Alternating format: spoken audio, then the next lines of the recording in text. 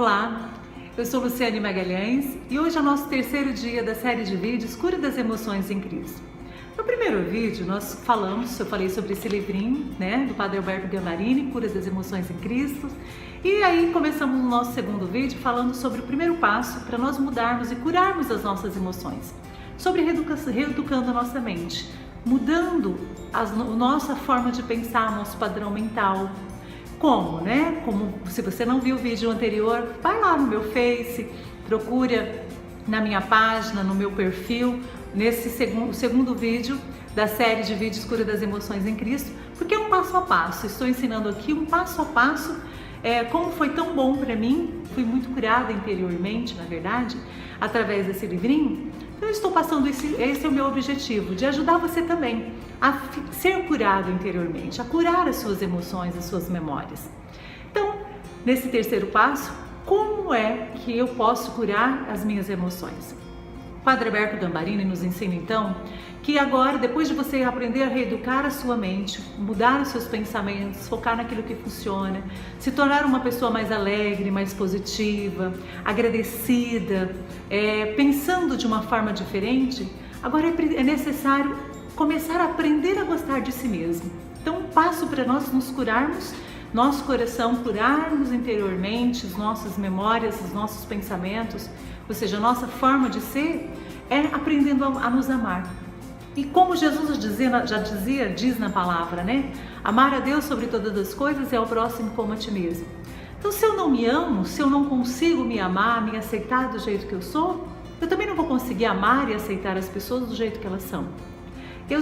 Aí a gente pode perceber assim, o maior prejudicado é o nosso próximo, quando nós não nos amamos. Porque quando é mais ou menos, eu fiz um post essa semana falando também de uma citação de Carl Rogers, que ele diz assim: quando eu me aceito do jeito que eu sou, a mudança acontece.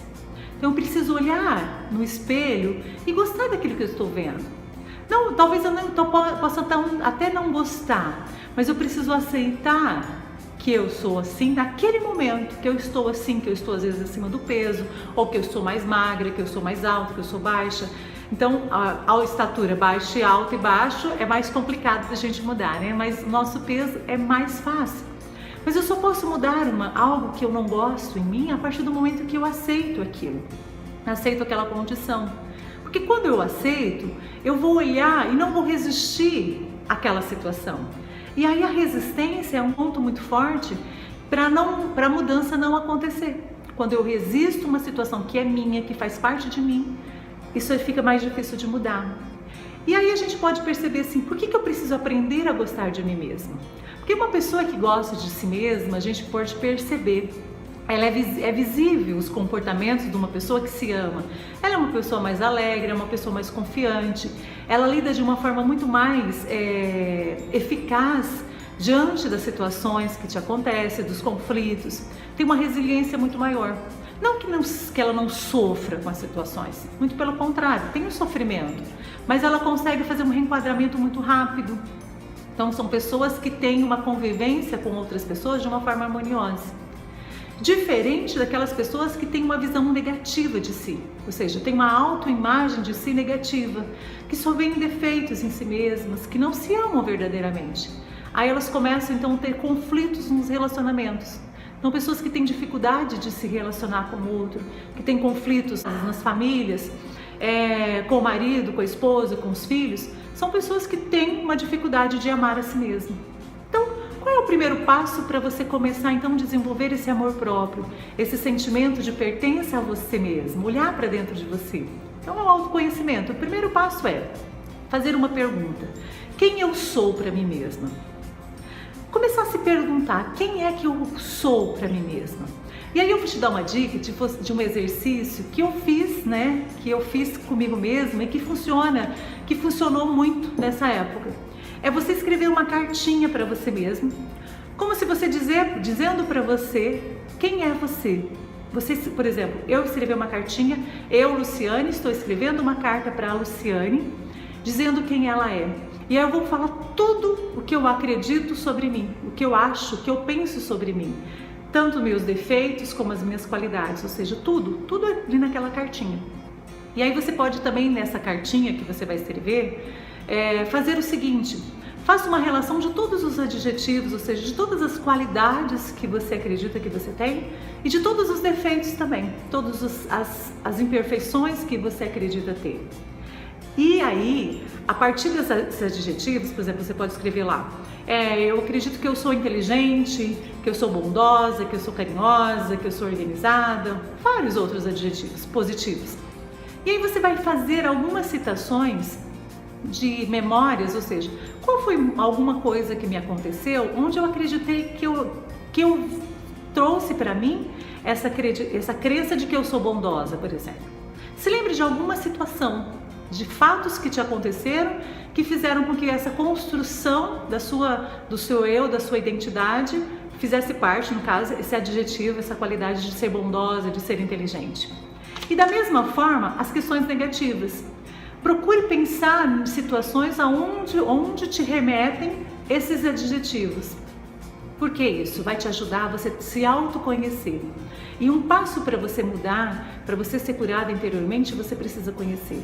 Porque eu só amo aquilo que eu conheço. Então, é um primeiro passo. Qual que é o segundo passo? Você vai começar a se reconciliar com o seu passado. Uma psicóloga muito conceituada, chamada Maria Emir, ela é da comunidade Shalom e ela escreveu um livro que hoje tem um método de cura, de autoconhecimento. Até mesmo é um curso de autoconhecimento. Ela é divulgado em vários países, não só no Brasil, mas em Roma, na Alemanha, ou na Itália, perdão, não é em Roma não, né? Na Itália, na França, até mesmo na Austrália ela já foi. O curso desse livro, que é o Tecendo Fio de Ouro, onde você vai se reconciliar com o seu passado. E de que forma você pode se reconciliar com o seu passado?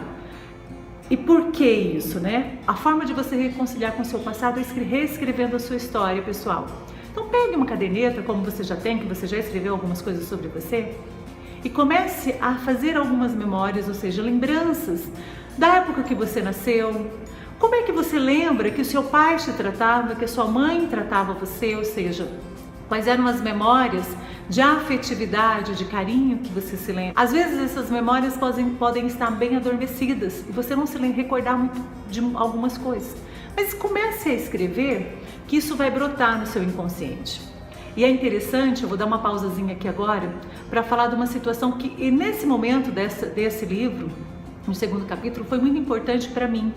Lembra que eu falei no primeiro vídeo que eu tive uma depressão pós-parto e que nesse momento, que esse livrinho me ajudou a me curar, né? A me libertar dessa depressão. E nesse momento que eu fiz esse passo de reconciliação com o meu passado, de lembrar-me da minha mãe, do meu pai, da forma como eles me tratavam, nesse dia que eu escrevi tudo isso, eu acreditava que a minha mãe tinha me rejeitado, que os meus pais tinham me rejeitado, que não queriam que eu tivesse vindo ao mundo. Então eu tinha um sentimento de rejeição e que eu guardava só para mim.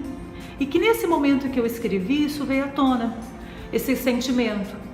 E aí depois que todo aquele sentimento ruim, até chorei bastante nesse momento, e isso pode acontecer, você não se preocupe com isso. E peça, por isso sempre vá pedindo a graça de Deus, que ela possa te acompanhar nesse momento de você olhar para o seu passado.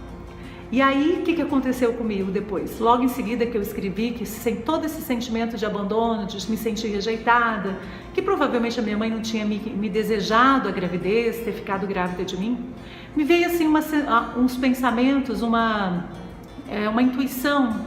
E eu pedi para Deus que Deus pudesse me iluminar, que todo aquele sentimento ruim de rejeição pudesse ser retirado do meu coração. Que Deus pudesse me dar uma graça de amar mais a minha mãe, mais o meu pai.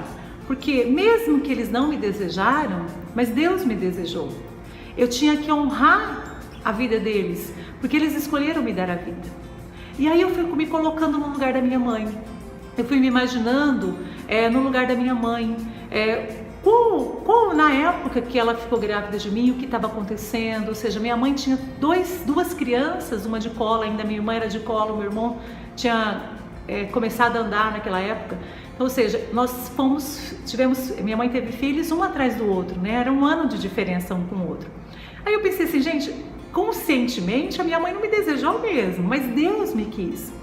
E aí foi desenvolvendo um amor muito grande pela minha mãe. Quando eu me coloquei no lugar dela, quando eu comecei a me colocar no lugar do meu pai, e entender o porquê que ele me tratava às vezes daquele jeito que eu não gostava, porquê que a minha mãe me tratava de um jeito que eu não gostava. E eu falo que é uma graça muito grande de cura, porque eu passei a perceber o quanto eu sou parecida com a minha mãe, o quanto eu me pareço com meu pai. E às vezes nós rejeitamos nos nossos pais defeitos que nós temos. Então nós precisamos olhar para a nossa história e perceber o que eu não gosto no meu pai, o que eu não gosto na minha mãe. Porque provavelmente você tem esse defeito, esse comportamento que você não gosta. Porque nós somos 50% do nosso pai e 50% da nossa mãe, quer queira, quer não. Então olhar para você mesmo faz uma grande diferença. Reconcilie com a sua história. Então essa semana agora, faça isso, esse exercício de olhar para a sua história e escrever isso. E se você gostou desse vídeo, curte, compartilhe. Se você deseja compartilhar a sua história, pode fazer o seu comentário aqui ou me chama em inbox, me manda um WhatsApp, não tem problema. Eu sempre estou muito disposta a ajudar você. Afinal de contas, eu quero que você seja um pouco melhor. Como eu experimentei essa melhora na minha vida, eu desejo isso para você. Beijo no coração, nós vamos ficando por aqui no nosso terceiro dia e aguardo você então na próxima semana, no nosso quarto dia, falando sobre cura das emoções em Cristo. Um beijo no coração, Deus te abençoe e até mais.